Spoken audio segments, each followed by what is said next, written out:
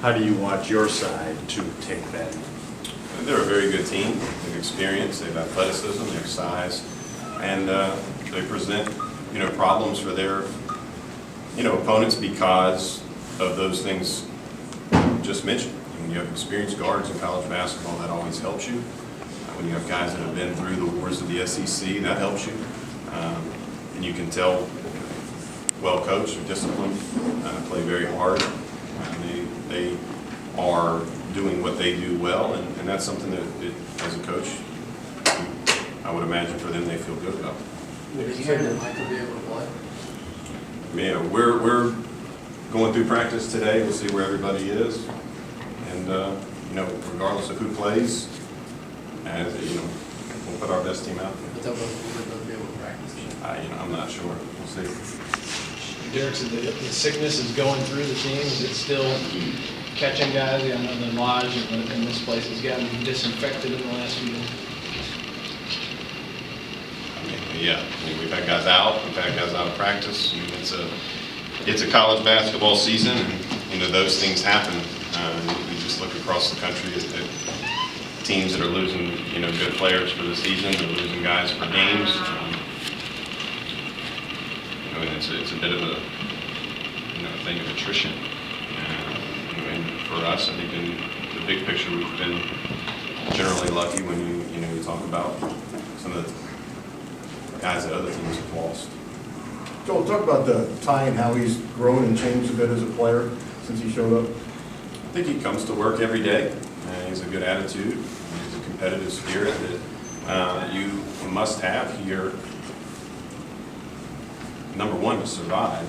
Number two, then to excel. I think when you come to work and you come to practice with that attitude, you're going to get better. When you reject the process at times, you might go backwards. And even if you're not going backwards, those around you are going forward. And I think Ty's a guy who has come to work and has embraced it, and it's tough. So you got to tip your hat to him, but at the same time you got to say let's keep going. We got a ways to go. Can you tell what Cal is just hard for him to run his own video and how you really do when it's working? He seems to really hit that. I thought we had some good possessions out of it, and our guys were talkative in it. We were active in it. And I thought it was, a bit of a game changer for us. He gave us some life there in that first half. And Coach is asking our guys to be empowered on the floor. And they were, during that zone. They took it on. They took that challenge. And I think as a staff, and I would imagine that Cal would say that's a good thing. Derek also said that at Florida might be the toughest environment for the opposing team to deal with. How does it strike you? I know it's different this year, but how has it been in the past? Maybe I'm not sure if this is my third year. I feel like it's been game day down there every year. Maybe not. I know It was last year. Was everything else? Yeah, and they have great fan support, but I think that it's a tough place to play because of the guys that are in the uniforms. That has a little bit more to do with it than the fans or the arena.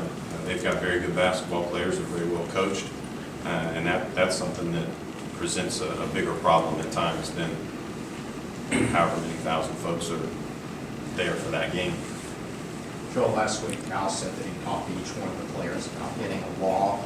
Is that something that you just normally have to address with young players every year, or do you think there's something special about this team that you notice and that's concerned about? I think you're always concerned about your players. In terms of hitting a wall, I'm not sure what that might look like, what that might feel like. I think what we're concerned with, as assistant coaches and as a staff, is that we're doing everything that we can, put our guys in the best position to be successful every day. As a program, you're looking at, are we getting the right amount of rest? Are we getting the right amount of food? Are we getting the right amount of treatment? And controlling the things that we can versus something that might not be there. Joe, Cal likes to say for the other team, a game against you guys is like a Super Bowl. How do you feel like your guys are adapting to that game after game opponent at a heightened sense of alert? I mean, I think when you have a young team, everything is a new experience. Just like the other day, I mean, when De'Aaron was out, Sasha was out.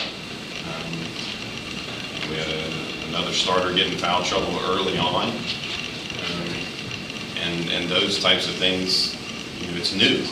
Then we get down double digits, and we stay down double digits.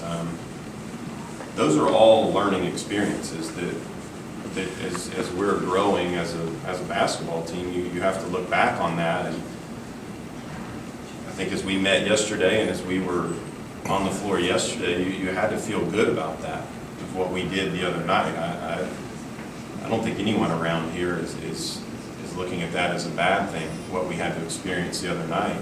It was something that taught us lessons. And at this point in the season, wins or losses, you're going for lessons learned. And our guys are embracing every day those lessons and then growing from them. Speaking of Super Bowl, do you have a pick? To be honest with you, I don't even know who's in the game. Atlanta or New England? Whoever I would say, you know, has the best quarterback, and that's probably debatable. I mean, I think Tom Brady is a tremendous player in terms of his preparation. I think as a coach, you always appreciate guys that prepare as much as you do, and his attention to detail. I mean, I feel like in things that I've read, I never played football, never coached football, and I feel like it's something that's impressive, the things that people say about them and their organization. So defensively, what else can you guys do to improve? I think at this point in the season, you have to do everything better. I think you've always got to guard the basketball. I think you've got to limit the other team's paint touches. You've got to limit transition. But some of the things that have hurt us in the last couple games have been points when you don't even have the defense back there. The live ball turnovers where they're going 2-on-0, 1-on-0, 3-on-1, whatever that might be. You want to give yourself a chance to get a stop. So I think defensively in the half court, it's attention to detail, it's communicating, it's all the things that we've been saying since October, and that every coach is telling their team, you can't let that slip. I don't think that we're in any much of a different place than anybody else in the country is. Defensively, you have to get better just like you do offensively. Derek said they thought that the players communicated even better in the zone. Is there anything about a zone that makes you, forces you to Yeah, talk? I mean, you have to communicate on defense, period. I think in the zone, for them to say that, that's good. I think as a coach, as I said earlier, Cal's wanting these guys to feel empowered and be empowered and take on that responsibility. If they're talking more in the zone than they are in man, maybe that was a sense of desperation on their part. I think we'd like that they would have that same sense of desperation in man-to-man as well. But that's all growing. That's all something that we are trying to do every day, and turn that into a habit is growth. Anything else for Joel?